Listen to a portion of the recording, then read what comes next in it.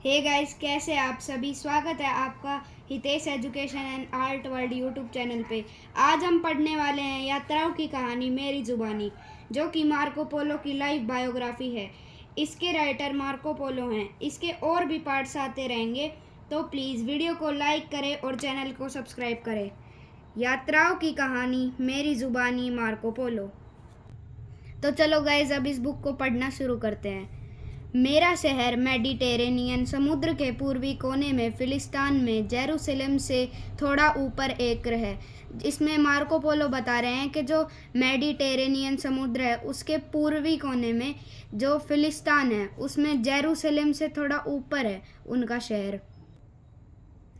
सन 1450 में जब मैं 17 वर्ष का था, मेरे पिता निकोलो और चाचा मैफियो पोलो एक व्यापार यात्रा पर चले गए।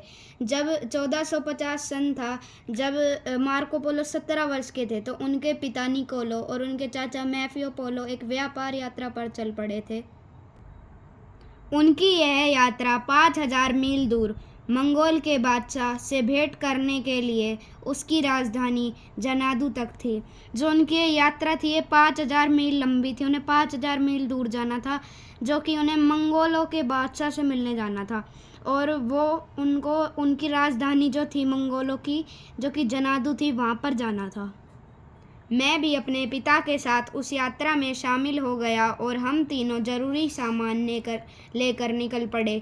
जो मार्को पोलो थे वो अपने पिता के साथ उस यात्रा में चले गए और वो अपना ज़रूरी सामान, जो इम्पोर्टेंट सामान था उनका, वो लेकर निकल पड़े।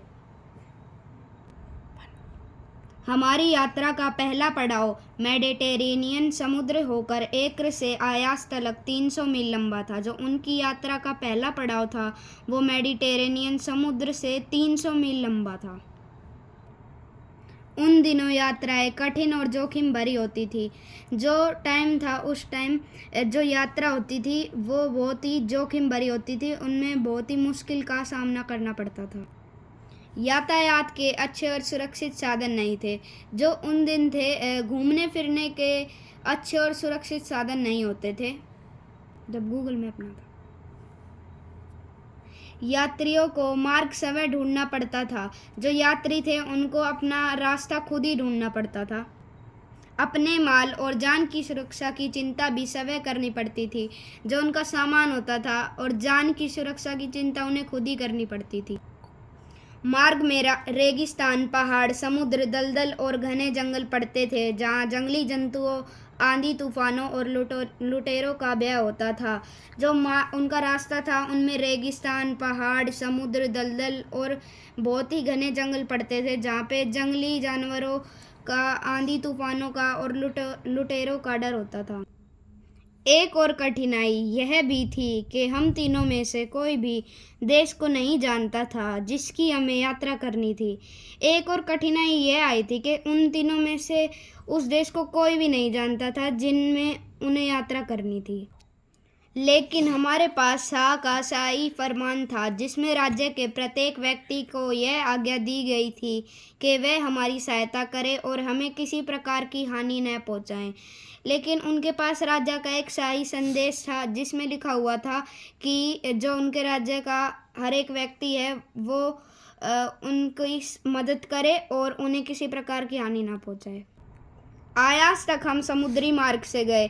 आयास तक वह समुद्री रास्ते से गए। वहां उतरकर हमने घोड़ों के व सवै के लिए खाने पीने का काफ़ी सामान खरीदा, क्योंकि इसकी आवश्यकता हमें अनेक दिनों तक थी। वहां उतरकर उन्होंने अपने घोड़ों के लिए व खुद के लिए खाने पीने का बहुत सा सामान खरीदा, क्योंकि इसकी ज़रूरत उन्हें बहुत दिनों तक थी। तब हमारा यह दल अपनी यात्रा एशिया के बीच में चल पड़ा। जो उनका ये दल था, 3 लोग जो थे इस दल में, वो एशिया के बीच में चल पड़े। इस प्रकार की यात्रा उन दिनों विशेष रूप से खतरनाक थी। जो इस टाइप की यात्रा रहती थी वो उन दिनों खतरनाक रहती थी। मंगोल उन दिनों इराक पर राज्य करते थे और उनका मिस्र देशवासियों से युद्ध चल रहा था। जो मंगोल थे उन दिनों इराक पर राज करते थे और उनका मिस्र देशवासियों से युद्ध चल रहा था। मिस्र यानी कि इजिप्ट के जो देशवासी हैं उनसे उनकी लड़ाई चल रही थी। हमारी भी उस युद्ध में फंस जाने की संभावना थी, उनकी भी उस लड़ाई में फंस जाने की संभावना थी, लेकिन मेरे पिता और उनके मित्र ने खतरा उठाने का साहस किया। लेकिन जो उनके पिता थे और उनके मित्र ने खतरा उठाने का साहस किया। यात्रा जारी रही, उनकी यात्रा चलती रही। इस वीडियो का नेक्स्ट पार्ट देखने के लिए इस वीडियो पे 25 लाइक्स करें। Bye guys.